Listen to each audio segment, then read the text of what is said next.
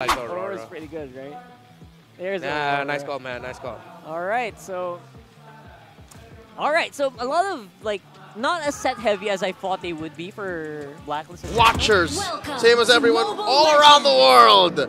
Welcome to Game 1 in this best of 3 between Blacklist International and Smart Omega. Leo and Jose Ingan here at your service, bringing you this matchup, which I already am going to call it, man. There's a Bane. It's a good match. It's a good game. Actually, the last time that they met, it was a deny pick for Andoryu. They got the Bane. I believe it was Omega. Yeah, it was. It was an 18-minute game. Game number 2 was 11 minutes. So it's a staple for Omega versus Black. Always a Bane. Like it was just yesterday. And putting the Mathilda in here, let me just say it now, helps with one of Bane's main weaknesses. Homies is just a straight-up immobile jungler. So with the Mathilda in the hands of Perks, who, by the way, if you look back at Perks' career, he's so good at setters, right? But you put a hero like Mathilda who's a utility, makes you think twice, but it's just there to help solve Bane's situation, Aurora's situation, even OM. See? Even what? Talking about mobility. That's great. So that's what the mid trio looks like. Smart Omega, they're more of the safe trio. Looking at gold, though. Looking at gold, let's talk about the Filipino sniper, Oheb, and of course, Jome. Is it just me, or did these heroes switch? Like, wouldn't you expect the other to play the other hero? Exactly. Even the Harith action, this is the first time for a very long time I've seen Harith been selected. Although the contestant rate is high, it's always banned out. It's not used, but this time it is. And, you know, we have a lot of memorable plays, but wait a minute, because Andoryu goes in up against Lord JM, but here again is the Perks factor. Lord James doesn't care. We know Terizla, same with the Bane, lacks mobility, but with the Guiding Wind, they can just go anywhere. That's right. And as long as he has the full combo, you know, penalty zone, flicker, and I did not say that wrong, folks. You do click penalty zone first, and then you cancel with the flicker. You're making business there. That's a cooking. Oh! Okay, Frigid Glacier for Omega as they tried to get the turtle. They secured it. A flicker out for Lord JM. So there was no trade for Blacklist that time. Yep, it's a flicker for a flicker and a retry for another. And so far, because of how, I'd say, slightly tighter Smart Omega's movements are in the early game, that'll allow for them to go up maybe 300, 400 gold on the first turtle alone. 2.5 minutes in, Blacklist International. Again, I'm going to talk about how great their synergies are, but on a hero-per-hero basis, Ingan, I'm going to be honest with y'all. Folks watching at home, I'm going to have to side with the barangay. Yeah. Like, when everything goes well, especially if Smart Omega continues to snowball, bring this lead up to 1,000. Oh, no, here we go! Oh, but they pick off Haji there as he escapes with the Guiding Wind. Again, the Perks factor with the Matilda will take into effect there. But looking at the Blacklist side, for their side, I believe the X Factor will be Haji. Not just because Haji is the captain, but again, the Aurora.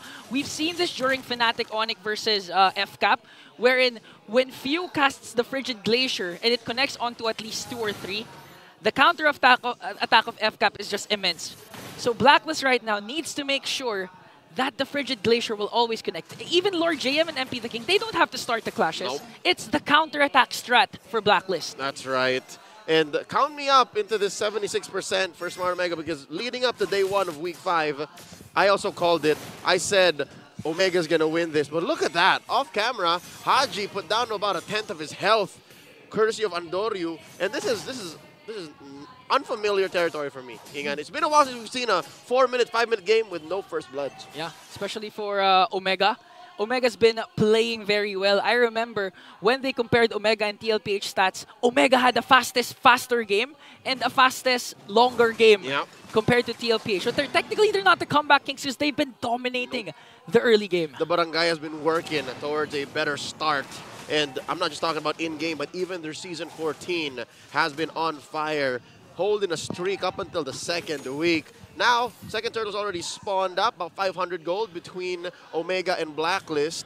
Andoryu just working on his small camps. Might even go for the orange first, as it's Blacklist circling the pit. This is such a passive game, but again, it favors Blacklist lineup. They have Oheb with the Moskov, so if ever this game extends to the 18-minute mark, 20-minute mark, Blacklist can actually win this, but Omega starting things off. Look at Ryota! Finally, some action as Jome picks up a first blood. And Andoryu picks up the second turtle. See what I tell you? If you count out everybody and what they do in a team fight in an objective take, Smart Omega has it all. And Blacklist, you already mentioned it, they have the late game. They just have to hold out. They have to make sure that OM makes it to, what, 14, 15 minutes without dying too much, and that the map is on their side. But look at this. After the turtle take, second turtle take, mind you, Jom goes for the trade. Okay, that's a good top trade. for bottom. That's a good trade. Top for bottom again. But if this game extends again, it will go to Blacklist. And I just like to say, I think we have a passive in the caster's desk. Because every time we say that the game is passive, immediately right after something happens. Yeah. And in that case, it was Ryota's final slash connecting on to 2. Props to Jom for being there at the right moment to dish out the Synchro Vision as well as the Zamin Force. But okay, a conceal play coming in from Omega. What are they looking for? It's more of a safety rotation because it's either Omega is thinking that there might be someone there, or Blacklist is a step ahead, dodging a bullet. See this? Like Blacklist also pull in their own version of the Ube in 2024. They're just sticking to each other. Look at this. They're not even touching top lane. Yeah, and this is the second consecutive game that Blacklist is sticking with the same lineup. Again, this was the lineup that picked up their first win. Look at Oheb still. Okay, Adori goes in with a Wiki Shadow kill. Oh, he's going to get the shurikens. He's not. And Oheb manages to escape, but they take a turret. But Chaknu finds one plus the final slash. The passive is there for Haji. Flickers in right to Jom as Jom takes him down. Lord JM is next. And that's a double kill for Big J. 2K for Big J. 6.5 minutes in. 2,000 gold ahead. It's difficult for Blacks International to stop the new barangay from snowballing out of control. Luckily, Blacklist has good wave clear. Again, as early as now, Ingan, I'm going to say it. All the agents are going to hate me for this, but knowing how Abane plays, knowing how Blacklist plays, especially Season 14, there's a possibility, man, that they're going to have to take this to the base. Like, they just accept the fact that maybe even Lord is a no-go. Yeah. This Lord coming up in 2 minutes, maybe not with how Ryota is playing. Yeah. Not with how Chaknu's playing. I think Blacklist even knows this. Like, their strength is mainly onto the late game. They tried to do it with MP the King on Bane, but okay, it didn't work. So now plan A didn't work. They're going to resort to plan B, which is to hold on to the game, try to defend. I do agree, they have a lot of wave clear. They can disengage at any time with perks with the Matilda, but looking at the gold received, Jom right now leading every single hero. And all the kills of Omega is picked up by Big J.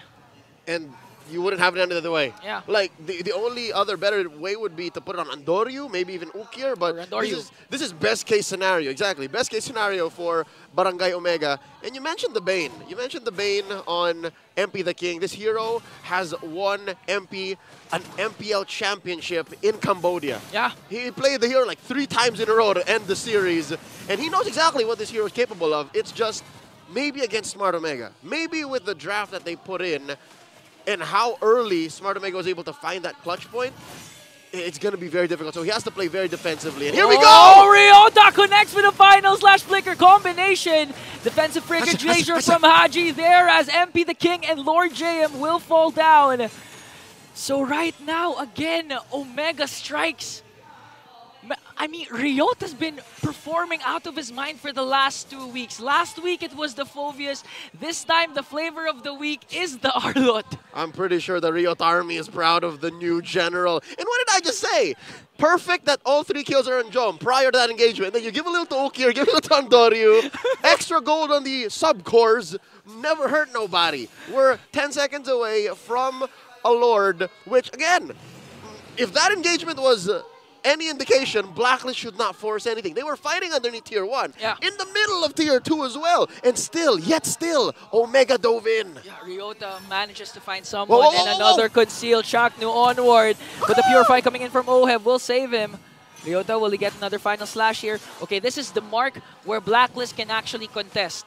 Even just go for the kills, make sure Omega, even if they get the Lord, not get to utilize the Lord and push as OM picks up a DHS. Again, we've seen Haji with the defensive Frigid Glacier. During that time, it connected onto 3. The problem was their frontliners were soaked up by the final slash. So if they evade the final slash and manage to catch that Frigid Glacier, Blacklist can turn things around. That's one way to go about it, but look at this. Blacklist very cautiously moving around. Might go for one! Another one. Lord JM has to use the flicker out. And Andoryu secures that Lord as Perks tries to walk away. Oheb will not cast that Spear of Destruction as he tries to work on the top lane. And now Omega no trade once again for Blacklist. They can actually go for an inhibitor if they manage to go for those engages again, especially with Ryota. Whoa, wait. What's Andori doing? Did he just let that wave go? I mean, it should be able to take care of itself. What a delay. All right, he's taking care of business there. All right. Now, okay. Talking about the sinks, yes, you're right. They could definitely lose an inhibitor, Blacklist International, but also, best case scenario, again, given their great wave clear, Holy Shield's popped. Yeah. That's another possibility, and if you want to make it to the late game, which I think what's Blacklist's plan right now is, just don't force anything, man. Look at Haji. That's dangerous. Okay. Okay, Haji has to walk away. No, he canceled his recall. I think he wants to go for the back line with the Frigid Glacier here as the Lord marches onto the bottom lane. We're looking for a sandwich? Okay, Ryota here for the conceal. Wants to go for the final slash and connecting onto Perks. Perks using the guiding wind out as he tries to go in. Lord JM, look at Lord JM onto the back line, but they're going to get the first pick off. It's going to go on to Chaknu. Omega kill coming in from Jome as they burst down the Lord. Holy Shields pop, but no inhibitor turrets taken down. Oh, they're still working on it. Ukir and Jome don't want to let it go. Look at damage coming in from Look at Oheb go! Oh! Luckily, there was a shield coming in from Okir. Now Jome's not yet done as he tries to go for Lord JM. Oh! Look at Andoryu with a shadow connecting onto Lord JM when you thought it was all over. Nothing personal, kid. Andoryu finishes the job. In that moment of whoa, another shadow kill! Even done. That was on to Oheb. A timely, crucial kill. Wow, I like that. Oh my lord, Andoryu just does not stop. He smelled blood and drank the whole artery's worth, and they're still going! And there's minions onto the middle lane. They're gonna burst down the inhibitor turret as Lord JM defends the bottom. They can actually go for the tower lock. Jome uses the Zaman Force, just locks his eyes on the prize, trying to get the crystal down. No minions! Gets one there. No more minions. Chaknu's the first man down as well as Ukir, but it's Oheb left up against 3, and Omega secures game number 1. This one pesky siege minion. If only, say all the ages, but Blacklist fans, I get you. Smart Megas has played better. Game 1 goes over to the barangay. Very clean. All the damage dealers got the necessary kills that they wanted. What a performance.